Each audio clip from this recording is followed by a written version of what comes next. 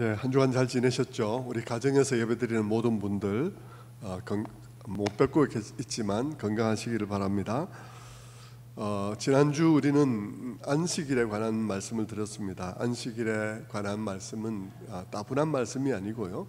그 안식일에 관한 주님의 계명은 날 지키기가 아닙니다. 그 명령은 단순히 날 지키기가 아니라 이스라엘이 약속의 땅에 들어가서 만들어갈 사회의 근본적인 정신을 가르쳐주는 그들이 만들어갈 사회의 토대가 될 가치관과 신념들, 그런 것과 관련된 가르침이란 사실을 우리가 지난주에 살펴보았습니다. 죄악이 관영하여 하나님께 심판받을 수밖에 없는 그 가나안 땅에 하나님의 심판의 조치로서 이스라엘 백성들이 들어가게 되죠. 그들이 가서 똑같은 삶을 살아가는 것이 아니라 그들은 그 땅 위에 전혀 다른 공동체를 세우라는 명령을 받고 그들이 들어가게 되는 것이죠. 그들은 그 땅 위에 젖과 꿀이 흐르는 사회, 샬롬이 흐르는 사회, 정의와 공의가 강같이 흐르는 사회를 만들 그런 사명을 띠고 그 땅에 들어가는 것입니다. 그렇지 않다면 그 땅의 백성들을 몰아낼 이유가 없죠. 똑같이 살 것 같으면 그럴 이유가 없을 것입니다. 그렇게 하나님께서 그들을 그 땅에 들여보내는 것입니다. 그런 점에서 우리가 이 말씀들이 레위기 26장의 이 레위기에 대한 결론의 말씀들이 이런 백성들에게 이런 목적으로 주어진 것이라면 오늘 우리들에게도 너무나 깊은 상관관계가 있겠다는 생각을 우리가 당연히 할 수 있습니다. 왜냐하면 우리 사회도 죄악이 관영해 있고 우리 사회도 너무 각박하고 메마른 가운데 있기 때문인 것입니다. 너무나 많은 사람들이 지금 삶의 벼랑 끝으로 몰리고 있습니다. 그 끝으로 밀리다 못해서 결국은 끔찍한 일들이 일어나죠. 일가족이 그냥 벼랑 끝으로 떨어지는 일들이 심심찮게 일어나고 있고 그런 일들은 결코 드문 일이 아닌 것이 되고 있습니다. 동반 자살도 너무 많죠. 모르는 사람들이 서로 연락해서 인터넷으로 연락해서 모여서 동반 자살하는 일도 너무 많이 일어나고 있고요. 고독사도 너무 많이 일어나고 있습니다. 여러분, 예전에는 노인들이 고독사를 했는데 요즘에는 40대들이 고독사를 그렇게 많이 하고 있다 그래요. 2012년 통계에 따르면 749명이 고독사를 했다고 그럽니다. 그런데 2018년의 통계에 따르면 2,549명이 고독사를 했다고 그래요. 3배가 훨씬 넘는 숫자가 40대 고독사가 그렇게 급격하게 증가하고 있는 것입니다. 2018년만 하더라도 지금으로부터 3년 전이니까요. 지금보다 훨씬 더 나을 때죠. 지금은 우리가 코로나를 통과하고 있습니다. 그러니까 얼마나 많은 사람들이 벼랑 끝에서 오늘도 죽음을 생각하고 있겠습니까? 수많은 이런 조그만한 그런 고시원 같은 이런 데서 오늘도 얼마나 많은 사람들이 절망하며 죽음을 생각하고 있을지 여러분 한번 생각해 보십시오.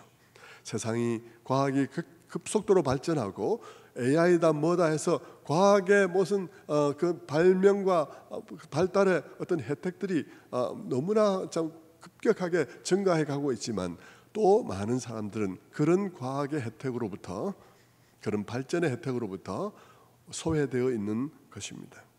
그런 상황 속에서 우리 그리스도인들은 어떤 입장을 서야 하는지 생각해 보아야 하는 것입니다. 상황이 그렇다 보니까 이데올로기의 싸움이 급격할 수밖에 없는 그런 상황이죠.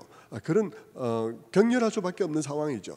그런 격렬한 이데올로기의 싸움 가운데서 우리 그리스도인들은 어떤 입장에 서야 하며 우리들의 판단의 기준은 무엇인지에 대해서 우리는 생각해 보아야 하는 것이죠. 그런 상황에서 가나안 땅에 들어가는 이 사람들에게 주신 지침을 다시 한번 살펴보는 일은 오늘 우리에게도 대단히 관련이 깊은 말씀이라는 사실을 알 수 있는 것입니다. 지난 시간 우리는 안식일에 관한 첫 번째 말씀으로서 출애굽기 20장의 말씀을 가지고 생각해 보았습니다. 모세 오경에는 10계명이 2번 나오는데 그 첫 번째가 출애굽기 20장이죠. 출애굽기 20장의 말씀은 이러했습니다. 20장 8절에 안식일을 기억하여 거룩하게 지키라. 11절 이는 엿새 동안에 나 여호와가 하늘과 땅과 바다와 그 가운데 모든 것을 만들고 일곱째 날에 쉬었습니다. 그러므로 나 여호와가 안식일을 복되게 하여 그 날을 거룩하게 하였느니라. 이렇게 말씀하시고 있죠.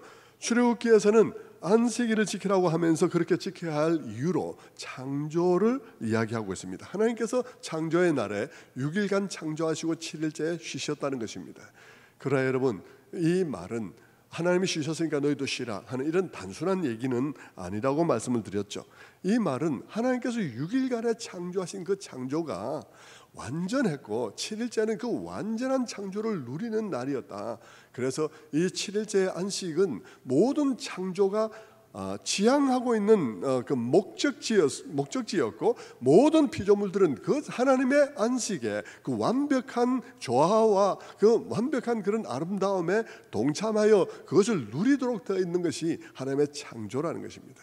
인간도 창조되었는데 인간의 경우에는 너무나도 특별하게도요, 창조된 다음 날에 바로 안식에 들어갔습니다.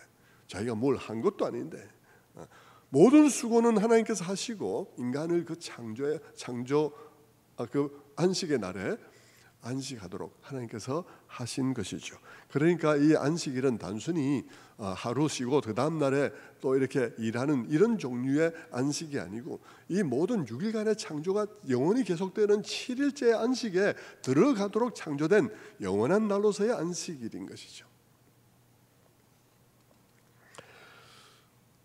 하나님께서 이스라엘 백성들에게 가나안 땅에 들어가서 이 안식일을 반드시 지키라고 한 것은 그 이유가 거기에 있는 것이죠. 왜냐하면 그들의 삶에는 안식이 없기 때문인 것입니다. 이 땅의 삶에 안식이 없죠.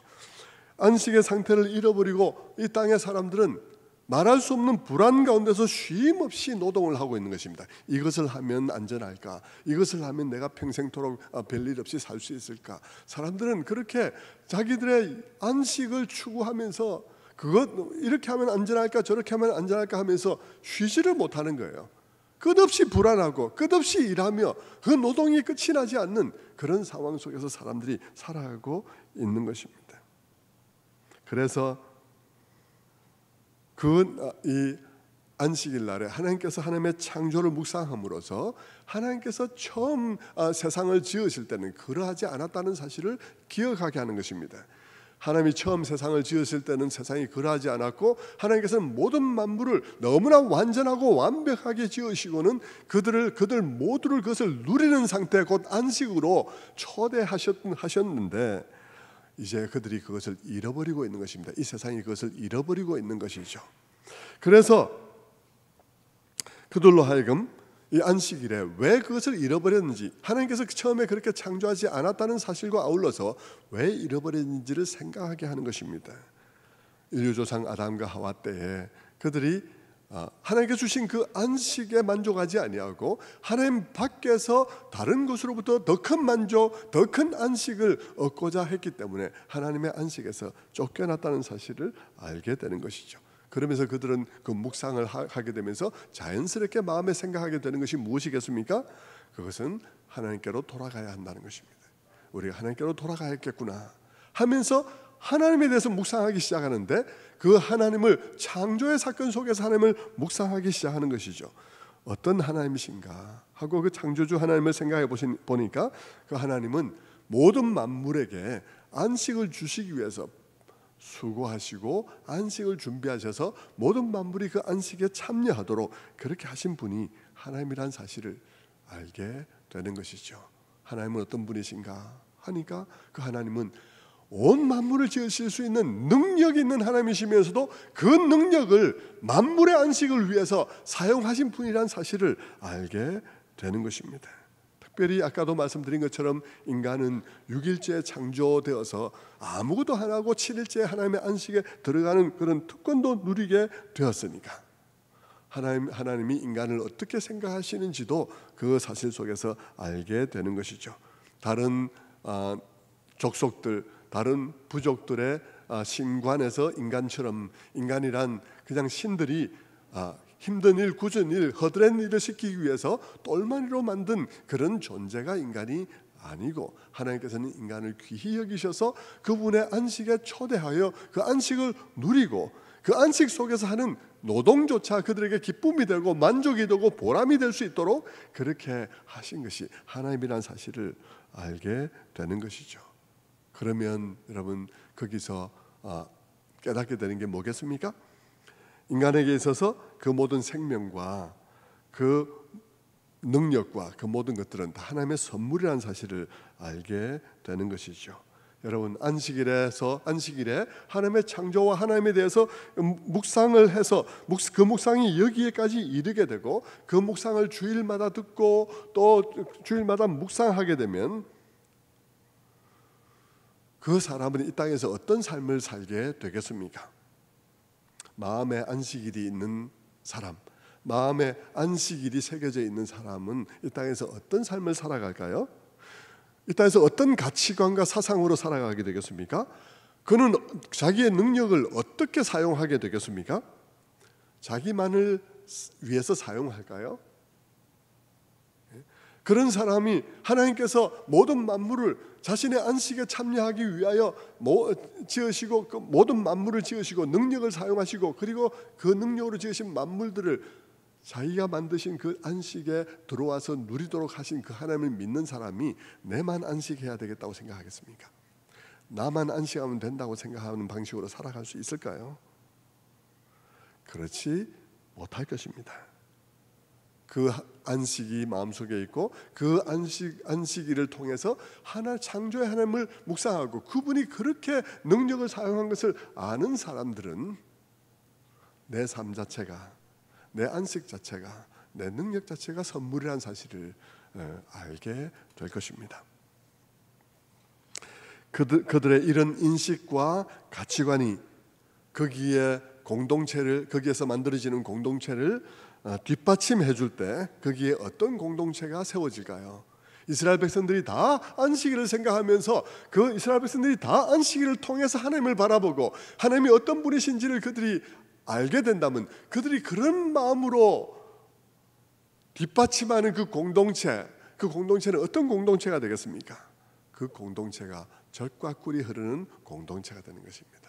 그 공동체가 정의와 공의가 강같이 흐르는 공동체가 되는 것이죠. 샬롬이 있는 공동체가 되는 것입니다.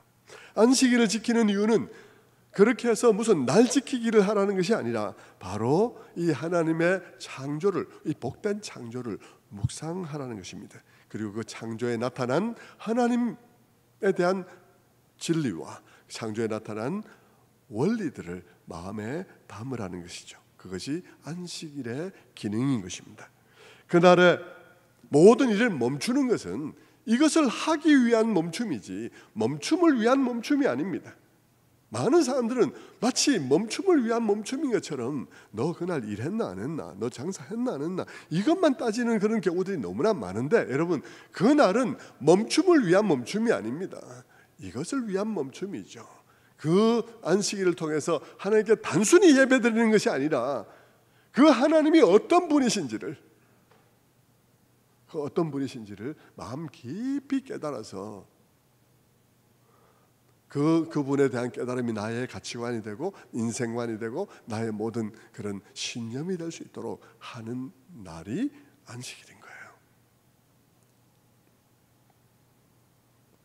그렇게 함으로써 일주일 동안 살아가느라고 우리의 삶의 지향점들이 다 흐트러지고 살다 보면 막 바쁜 일 가운데서 나의 모든 삶의 초점들이 희미해졌을 때 우리는 안식일을 통해서 다시 한번 하나님께 초점을 맞춤으로써 우리의 삶의 지향점들을 분명하게 하는 날, 그날이 바로 안식일인 것입니다. 그런데 성경에는 이 출애굽기의 십계명 말고 또 신명기에도 십계명이 있다고 말씀을 드렸습니다. 근데 신명기의 십계명은 우리가 안식일을 지켜야 될 이유를 다른 방식으로 또한 말하고 있다는 사실을 말씀을 드렸죠. 오늘 그 신명기 5장을 한번 보겠습니다. 신명기 5장 12절에 보면 내 하나님 여호와가 내게 명령한 대로 안식일을 지켜 거룩하게 하라는 그런 말씀이 있은 다음에 15절에 그들이 그렇게 안식일을 지켜야 할 이유를 또한 이렇게 말을 하고 있습니다. 15절 보면 너는 기억하라 네가 애굽 땅에서 종이 되었더니 내 하나님 여호와가 강한 손과 편팔로 거기서 너를 인도하여 내었나니 그러므로 내 하나님 여호와가 내게 명령하여 안식일을 지키라 하느니라 그랬습니다. 여기서 여러분 그들이 안식일을 지켜야 할 이유가 새로운 이유가 나오죠. 그게 뭡니까? 그것은 창조가 아니라 구속이라는 것입니다. 그러니까 그 땅에 그 백성들이 살아가면서 마음에 새기고 그들의 모든 윤리와 도덕과 모든 신념과 가치관의 기초를 삼아야 될 것이 두 가지가 있다는 것이죠. 하나는 뭐냐면 하나님의 창조와 창조 속에 나타나는 하나님, 그리고 두 번째는 하나님의 구속과 구속 속에 나타나는 하나님. 그것이 그들이 삶을 살아가면서 모든 가치관과 신념의 기초를 삼아야 될 것이라는 것입니다. 그들이 안식일마다 새겨야 될 내용이 그것들이라는 것이죠. 다시 말해 그들이 그 땅에 새로운 공동체를 세워나갈 때 무엇이 그들의 윤리와 도덕과 모든 그런 사상의 출발점이 되어야 하느냐고 묻는다면 하나님의 창조와 함께 그분의 구속이 그 모든 것의 기초가 되어야 된다는 것이죠. 오늘 우리들로 말하자면 창조와 십자가, 하나님의 구속을 말하는 것이고, 그들로 말하면 창조와 출애굽이 되는 것입니다. 하나님이 그들을 애굽의 종살이에서 건져내셨다는 것이죠. 그날을 깊이 생각하면서 그 날에 나타난 하나님을 깊이 묵상하고 그것에서 자연스럽게 도출되어지는 명령이 있습니다. 그 날에 그 하나님을 깊이 묵상하면 묵상할수록 당연히 내 마음속에 명하는 명령이 생기게 되어 있습니다. 그 명령을 따라 그 땅 위에 공동체를 세워나가는 것이 그들이 받은 사명인 것이죠. 출애굽을 깊이 묵상하면서 그들에게 명령되어진 출애굽 사실, 그 은혜가 그들에게 명하는 명령이 따라 공동체를 세워가는 것이 그들의 책임이었던 것입니다. 그것을 위해서 안식일을 잘 지키라고 말하고 있는 것이죠. 그렇다면 여러분, 그 안식일에 그 출애굽 사건 속에 나타나는 하나님은 어떤 하나님일까요? 이 그 출애굽에 나타나는 하나님도 우리가 많은 생각을 해보아야 되는데요. 오늘 몇 가지만 생각해 보도록 하겠습니다. 첫째는 그 출애굽에 나타나는 하나님은 놀라운 하나님인데요. 어떤 놀라운 하나님이냐 그러면 그 우주와 만물을 지으신 그 하나님께서 애굽의 노예들의 하나님이 되어주신 것입니다. 그 놀라운 하나님께서 이 세상에 우등한 민족, 우등한 사람들의 하나님이 되어주신 것이 아니라 애굽의 노예들의 하나님이 되어주셨다는 사실은 놀라운 일인 것이죠. 여러분이 만약 하나님이라면 누구의 하나님이 되고 싶겠습니까? 여러분이 하나님이라면 아마 그 당시에 이집트의 하나님, 혹은 바벨론의 하나님, 혹은 페르시아의 하나님, 이런 하나님 되고 싶었겠죠. 여러분 그렇지 않습니까? 우리 자신들도 생각해 보면 우리가 어떤 부모가 되기 원합니까? 어떤 아이의 부모가 되기 원합니까? 우등생의 부모가 되기 원하죠. 우등생의 부모가 되기 원하죠. 착한 아이의 부모가 되기 원할 것입니다. 똑똑한 아이의 부모가 되기 원할 것이에요. 어떤 사람의 아내가 되고 싶습니까? 어떤 사람의 남편이 되고 싶습니까? 노숙자의 아내, 노숙자의 남편이 되고 싶은 사람은 없을 거예요. 그런데 하나님은요, 이집트의 노숙자들의 하나님이 되셨습니다. 이게 놀라운 것이죠. 노예들의 하나님이 되셨습니다. 다시 말하면 하나님께서는 억압받는 자들에 대해서 깊은 관심을 가진 그런 하나님이시라는 것을 알 수 있습니다. 출애굽을 깊이 묵상해 보면 하나님이 그런 하나님이라는 사실이 굉장히 두드러지게 나타나게 됩니다.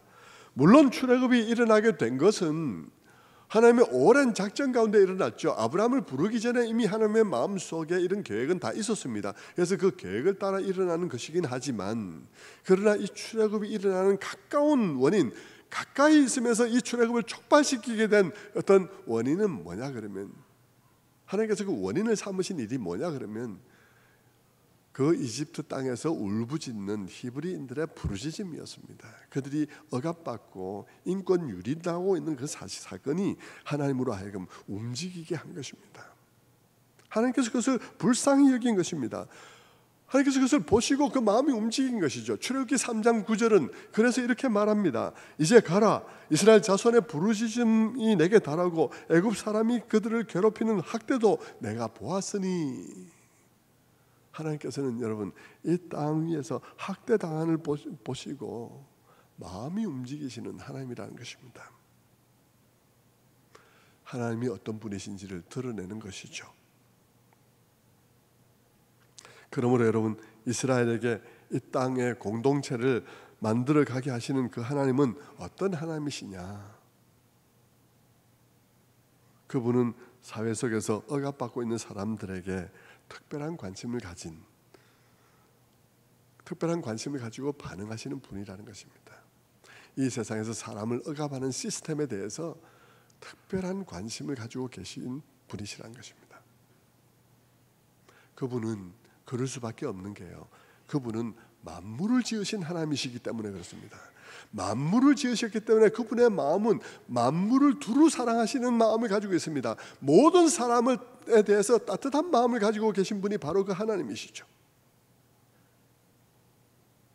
그러길래 여러분 어떤 사람이 특별히 가난하고 어떤 사람이 특별히 억압받는다면 그 하나님으로서는 그런 사람에게 그런 상황에 더 마음을 가질 수밖에 없는 것이죠. 또 당연한 이유, 하나님이 그럴 수밖에 없는 이유는 뭐냐 그러면 창조의 하나님에게서 무엇을 보았나요? 그 하나님은 모든 존재들을 그분이 완벽하게 만든 세상 속에서 누릴 수 있는 안식으로 초대한 분이라고 그랬습니다. 그런데 이 세상에 안식이 없는 사람들이 이 세상에 안식이 없는 거죠.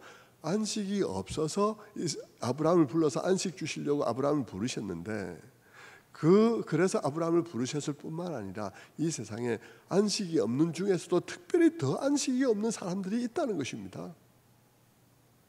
특별히 강하고 그런 힘센 사람들에 의해서 억압받는 그런 현실이 또한 존재하고 있다는 것입니다. 하나님께서는 안식을 창조하신 분이세요. 만물도 창조하셨지만 안식을 창조하신 분입니다. 궁극적으로는 안식을 창조하신 분이시죠. 그 안식을 창조한 하나님께서 이 세상에 안식이 없다는 사실이 그분의 마음을 슬프게 하는 것입니다.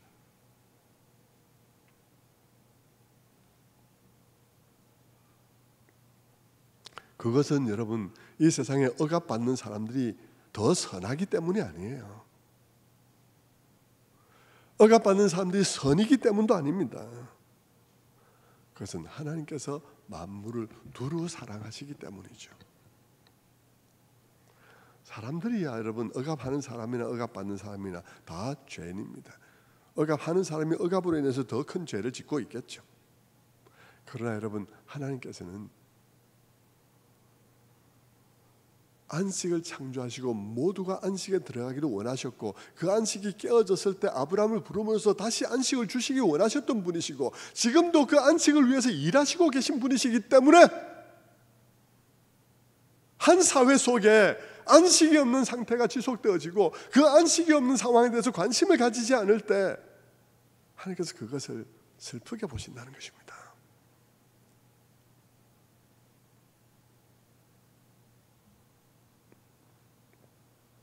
그분이 그러하시기에 세상에 안식이 깨어진 것을 깨어진 것이 그분의 마음을 아프게 하는 것이죠.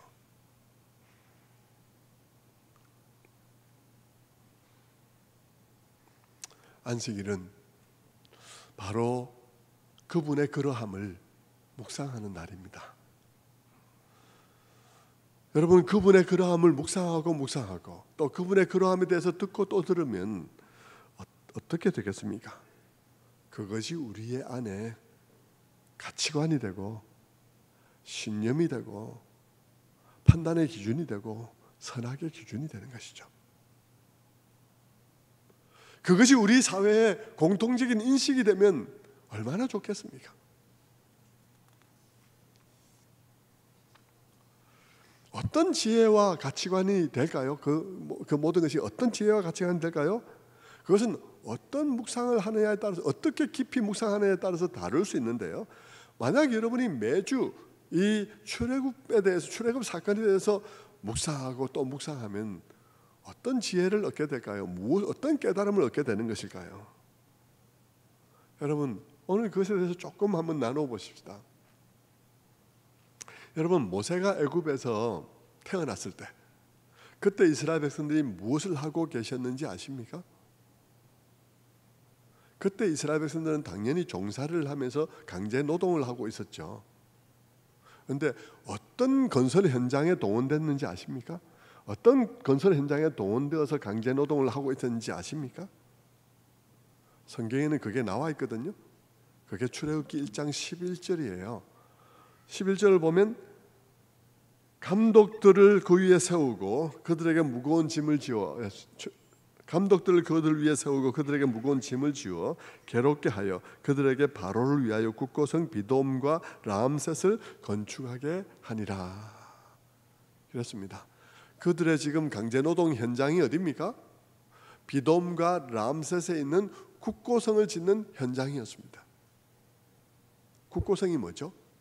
국고성은 나라의 모든 물자들을 쌓아놓는 공급기지가 될 정도로 생각할 수 있겠죠. 여러분, 애굽에는 물자가 주로 곡식이죠. 쌓고 쌓아도 쌓을 곳이 없을 만큼 쌓여 있는데 이 바로는 거기에서 더 나아가서 그 위에 두 곳에나 더 국고성을 짓는 중에 있는 것입니다. 거기에 그들을 동원해서 사용하고 있어요. 여러분, 바로 왕이 그 쌓을 곳이 없을 만큼 그 풍요한 나라에서 국고성을 짓고 또 더 짓는 이런 상황을 보면서 우리는 무엇이 떠오르나요? 여러분, 신약에 보면 예수님께서 말씀하신 어리석은 부자에 관한 얘기가 생각나기도 합니다. 여러분, 어리석은 부자가 하루는 말하죠. 내가 이렇게 곡식이 많아서 쌓아둘 곳이 없으니 어떻게 할꼬 하고 그는 고민하다가 내가 나의 작은 곡간을 부숴버리고 그 위에다 큰 곡간을 지어서 거기에 곡식을 쌓아두리라. 그리고는 그것이 다 완성되면 내가 내 영혼에게 이렇게 말할 거야. 내 영혼아, 죽을 때까지 다 못 쓰도록 물건을 많이 쌓아두었으니 이제는 평안히 쉬고 먹고 자고 마시고 즐거워하자. 그렇게 부자가 얘기를 했죠.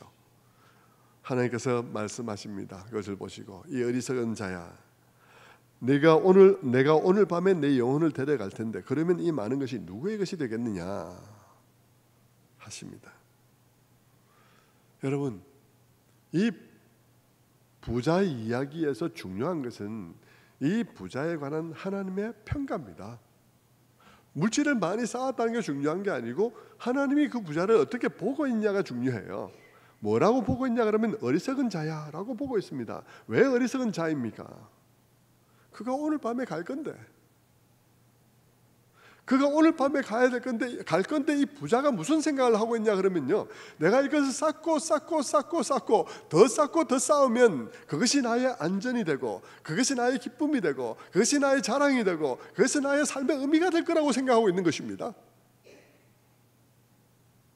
그러니까 하나님께서 그를 오늘 밤에 데리고 가면 네 소유가 누구의 것이 되겠냐 하고 말씀하는 것이죠. 여러분, 이 부자의 이야기가 딱 생각이 나면서 우리가 애굽으로 돌아가 보면요, 애굽의 바로왕이 지금 국고성을 두 곳에나 짓고 있는 이 애굽의 바로왕이 바로 그 부자예요. 결국 애굽은 뭐냐 그러면 바로 이런 부자가 다스리는 나라예요. 어리석은 부자가 다스리는 나라입니다. 어리석은 힘 있는 사람이 왕인 나라예요. 그곳에 이스라엘 백성들이 살아가고 있습니다. 거기서 그 부자의 안전을 더욱더 도모해 주기 위해서 강제노동을 당하고 있는 중에 있는 것이죠. 그렇다면 여러분, 생각을 한 번 더 해보십시다. 한 바퀴 더 깊게 굴려서 생각을 해보죠. 그렇다면 이스라엘 백성들을 그 땅에서 괴롭힌 그 괴롭힘의 실체는 뭘까 하는 것입니다. 그들을 그 땅에서 그렇게 괴롭혔던 진정한 실체는 뭘까? 그것이 뭐길래 하나님께서 그들을 거기서 불러내려고 하신 것일까? 지금 그들은 어디에 있으며 그곳에서 그들을 괴롭히는 그 실체는 뭘까? 한번 생각해 보십시오. 무엇이겠습니까? 바로왕이겠습니까? 바로왕이 아닙니다. 진정한 실체는 바로왕이 아니에요. 바로왕은 거기에 얼굴로 나타나 있는 대표고요. 진정 거기서 그들을 괴롭힌 그 괴롭힘의 실체는 물질을 많이 쌓으면 쌓아놓을수록 그것이 그들에게 궁극적인 힘이 되고 자랑이 되고 안전이 되고 된다고 믿는 신념, 그것이 그들을 괴롭힌 실체입니다.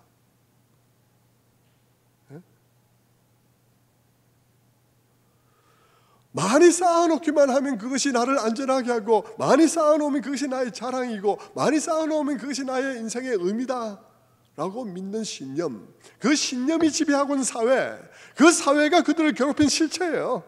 그 가치관이 그들을 괴롭힌 실체입니다. 바로는 그것을 대표하고 있는 인물일 뿐이에요. 다시 말하면 물질을 모든 것의 근본으로 삼는 그 가치관이 그들을 괴롭힌 것이죠. 그 가치관이 그들로 하여금 쉼이 없게 만드는 거예요. 그것이 그들을 괴롭힌 것이죠.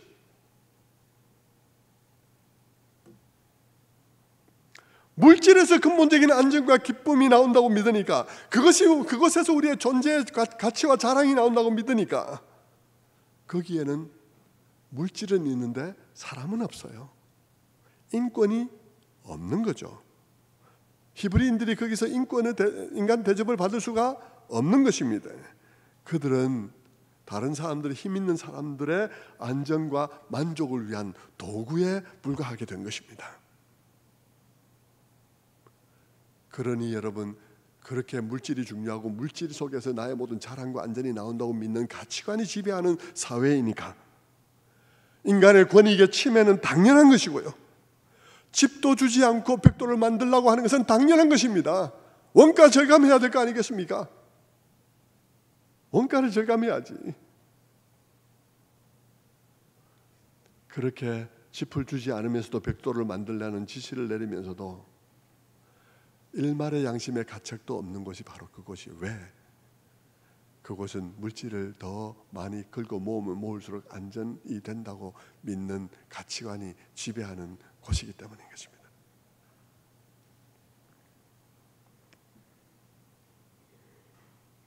성도 여러분, 바로는 바로 그런 체제를 대표하는 인물입니다. 그런 점에서 그는 사탄을 상징할 수 있죠. 왜냐하면 이 사상 자체가 사탄의 생각이니까. 그 체제 속에서 히브리인들은 단순히 생산 도구에 불과했습니다.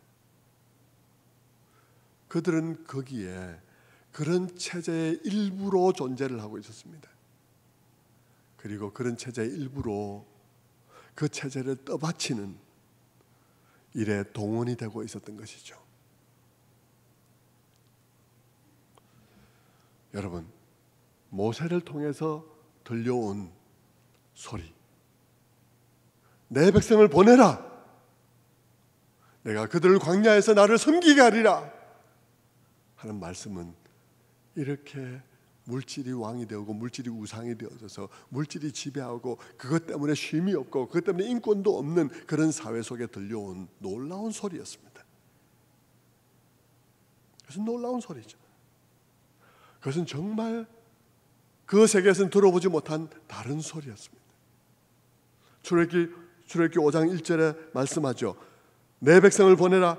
그러면 그들이 광야에서 내 앞에 절기를 지킬 것이니라. 그 절기의 대표는 안식일입니다. 그들이 광야에서 내 절기를 지키리라. 출애굽기 7장 16절에 말합니다. 내 백성을 보내라. 그러면 그들이 광야에서 나를 섬길 것이니라 하였으나 이제까지 내가 듣지 아니하는도다. 그 소리는 그들 억압 가운데 있는 그들에게 들려온 놀라운 소리였어요. 그 들려온 그 소리 자체로 우리는 무엇을 기대하게 됩니까? 이 애굽에서 그들이 살아가던 바로 그 체제와는 전혀 다른 체제를 기대하게 되는 것입니다. 전혀 다른 체제를 기대하게 되죠. 그 목소리는 모세가 전해주기 위해서 온 그 말씀은 이집트의 그 잡신들의 소리와 물신 숭배에 빠진 바로의 체제 아래서 그 백성을 이끌어내려는 소리였습니다. 쌓아도 만족함이 없는 체제, 그들의 모든 안정과 기쁨과 자랑이 그 물질에서 나온다고 믿는 생각으로 인해서 사람이 수단화되어 버린 그런 사회로부터 그 백성을 나오라고 하는 하나님의 부름인 것입니다. 그들로 하여금 하나님께서 광야에서 나를 섬기게 하리라 라고 말씀하시니 그 하나님은 이 바로와는 전혀 다른 통치자일 것임은 분명한 것이죠.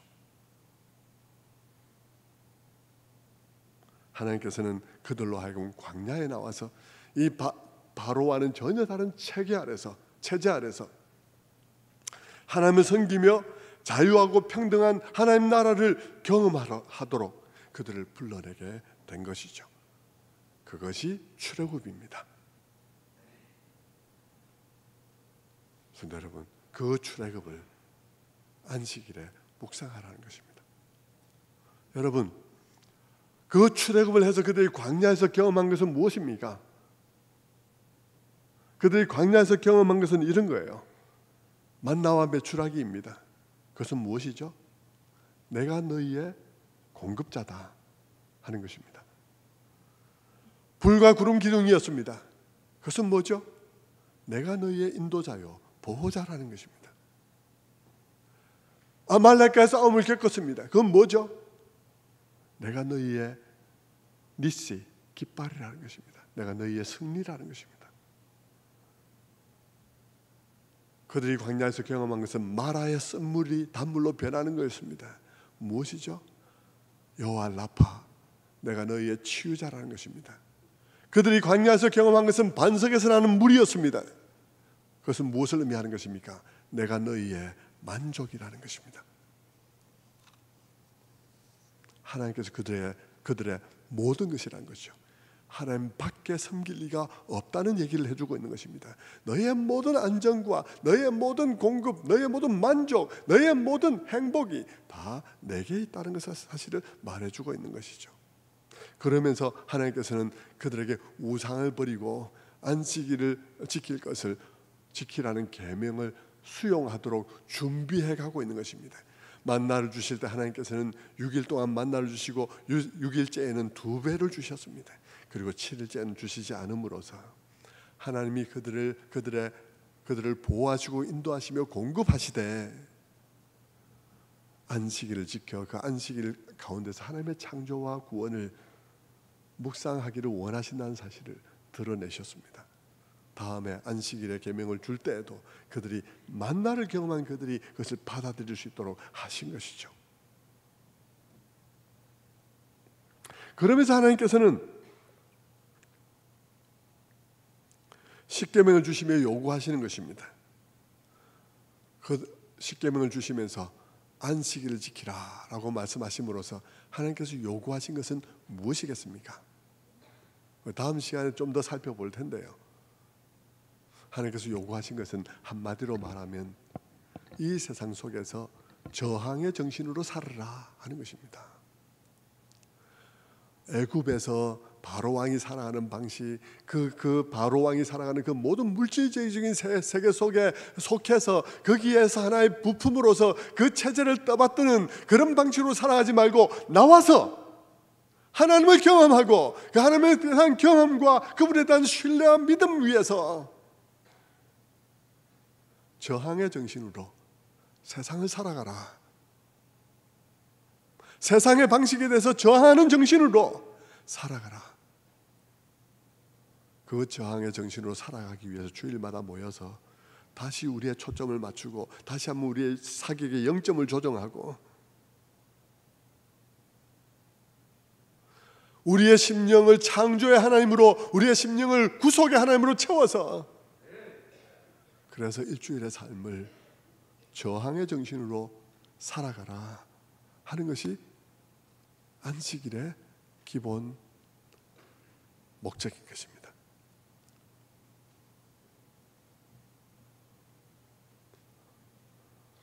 바로처럼 쌓고 쌓으면 거기서 안전이 나올 거라고 생각하는 세상 속에서, 그렇게 생각하기 때문에 피곤함으로 말미암아서, 불안함으로 말미암아 노동에 쉼이 없고, 그로 말미암아 피곤함으로 인해서 안식이 없는 세상 속에서 그들의 가치관과 그들의 생각을 거슬러서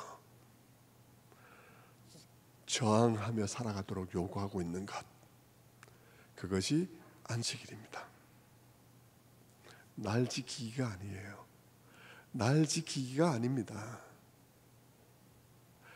많은 사람들이 안식일, 주일을 날 지키기로 만들어서 그래서 하나님께서 미워하시는 것이죠. 그것은 바리새인들과 똑같은 일입니다. 바리새인들이 한 일이 뭐냐 그러면요, 하나님께서 우리들에게 요구하신 이만큼 큰 사상이 있고 그 사상을 구해내 가라고 그러는데, 바리새인들은 그것을 자기들이 지킬 수 있는 몇 가지 규정으로 만들어서 그걸 지키고는 지켰다고 말하는 것이 바리새인들입니다. 여러분, 안식일을 지킨다고 말하는 사람들, 주일 성수를 한다고 말하는 사람들 중에서 많은 사람들이 주일을 그저 뭘 안 하는 것 하나, 예배에 참석하는 것 하나로 만들어서 그날 그것을 했다고, 그것을 지켰다고 말을 하니 이 기독교가 어떻게 되겠습니까? 하나님께서 그 안식일 가운데서 주신 그 정신에 대해서는 하나도 알지 못한 채 그저 안식일, 주일 성수, 안식일 성수를 날 지키기로 만들어 버리니 그 교회가 어떻게 되겠습니까?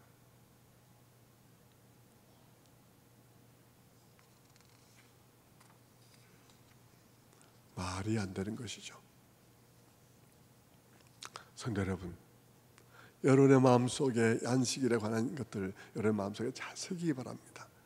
이 땅에, 한국의 모든 성도들이 안식일을 지키라는 그 말씀 속에 담겨져 있는 위대한 가치들, 그것을 제대로 안다면 오늘 이 세상이 어떻게 될까 생각해 보게 되는 것이죠. 이렇게 갈등하고 이렇게 좌와 우로 나뉘어서 각자 범죄하고 있는 이런 상황 속에서 기독교인들이 좌나 우에 어느 쪽에 속해야 하는 것입니까? 아니면 아무데도 속하지 않고 어정쩡하게 있어야 되는 것입니까? 아니면 그 좌와 우에 어디에도 속하지 않으면서 우리의 입장을 분명하게 가진 자들이 되어야 하겠습니까? 나는 무엇을 가지고 좌파를 비판하고 나는 무엇을 가지고 우파를 비판해야 될지 여러분의 기준을 가지고 있습니까? 우리에게는 그 기준이 있다는 것입니다. 그것이 하나님의 말씀이에요. 하나님께서 우리에게 주신 사상입니다.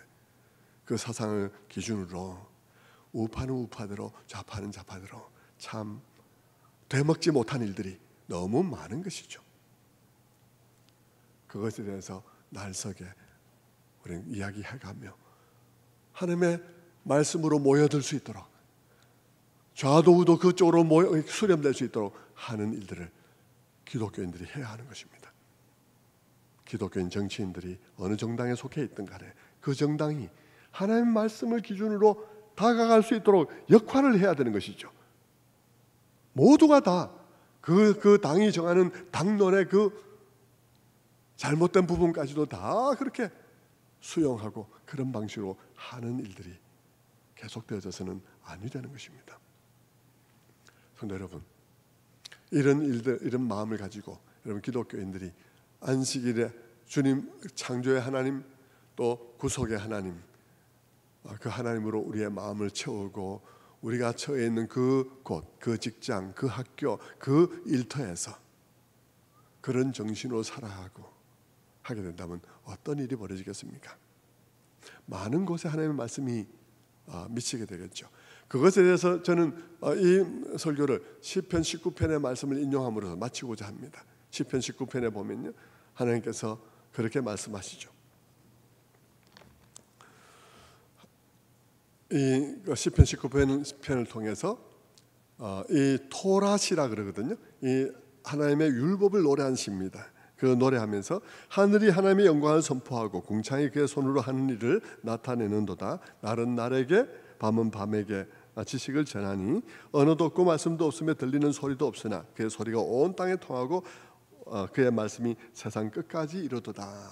이렇게 말하면서 이 온 세상에 하나님의 율법이 가득해 있다, 하나님의 뜻이 가득하다 하는 이제 얘기를 하죠. 그러면서 갑자기 이 시편의 저자 다윗은 그 시상을, 그 이미지를 갑자기 딱 바꾸어서 해로 딱 우리의 시선을 돌립니다. 그러면서 해는 5절에 보면 해는 그의 신방에서 나오는 신랑과 같고 그 길을 달리기를 기뻐하는 장사 같아서 하늘 이 끝에서 나와서 하늘 저 끝까지 운행하며 그의 열기에서 피할 자가 없도다. 여러분, 하늘의 해가 해 이야기를 왜 할까요? 하늘의 해는요, 이 하늘에 뜨면요, 그 해의 온기가 곳곳에 다 미쳐요. 구석구석에 다 미쳐서 얼음이 녹으면서 봄이 오고, 그리고 그 구석구석 나무 밑에서 또 혹은 바위 밑에서까지 여러분 새싹과 생명들이 돋아나는 것을 볼 수 있습니다. 하나님의 율법이 그와 같다는 것입니다. 그 율법이 우리를 통해서 세상 속에 비춰지고 되고, 우리에게 율법이 세상 속에서 어떤 가치관과 사상을 말하게 할 때, 그 율법이 이 세상에, 이 각박한 세상에 호련히 봄이 오게 하고 생명이 돋아나게 하는 일을 하게 한다는 것이죠. 그것을 시편 19편에서는 이어서 말합니다. 여호와의 율법의 이야기를 하게 되죠. 7절에 보면 여호와의 율법은 완전하여 영혼을 소성시키며 여호와의 증거는 확실하여 우둔한 자를 지혜롭게 하며 여호와의 교훈은 정직하여 마음을 기쁘게 하고 여호와의 계명은 순결하여 눈을 밝게 하도다. 여호와를 경외하는 도는 정결하여 영원까지 이르고 여호와의 법도 진실하여 다 의로우니. 여러분, 하나님의 말씀이 우리가 주일에 안식일을 통해서 또 주일을 통해서 창조의 하나님과 그 창조를, 구속의 하나님과 그 구속을 우리의 마음속에 담고 우리가 각자 처해 있는 일터에서, 학교에서, 길 위에서 그 하나님의 말씀을 드러내는 자들이 되면, 이 사회에 목소리를 내는 자들이 되면, 그러면 이 사회에 하나님의 말씀의 빛이 비추게 되고 이 삭막하고 벼랑 끝에 몰려있는 이런 사회 속에서 많은 사람들에게 생명의 싹이 돋아나는 일들이 일어나게 될 것임을 말하고 있는 것입니다. 그 말씀에 의해서 우리의 마음이 지혜로워지고, 그 말씀에 의해서 우리의 마음이 정직해지고, 그 말씀에 의해서 우리 눈이 밝아지고, 그 말씀에 의해서 우리 마음이 진실해질 때, 그때 이 세상에 새로운 봄이 올 수 있는 것입니다. 말씀을 맺죠. 우리 그리스도인 교회, 주일 성수, 날 지키기로만 우리가 간다면 우리는 이 세상에 아무것도 변화시킬 수 없을 것입니다. 그리고 바리새인들이 버림받은 것처럼 우리 또한 버림받을 수밖에 없습니다. 우리의 정신과 마음을 하나님께서 우상을 버리라고 하신 그 말씀이 뜻이 무엇인지, 또 안식일을 지키라고 하신 말씀의 뜻이 무엇인지를 깨닫고 거기에 우리의 마음을 두고 살아감으로써 이 사회에 새 해가 새날 되게 하는 귀한 일꾼들이 되기를 주님의 이름으로 축원합니다. 기도하겠습니다. 자비로우신 아버지, 감사합니다.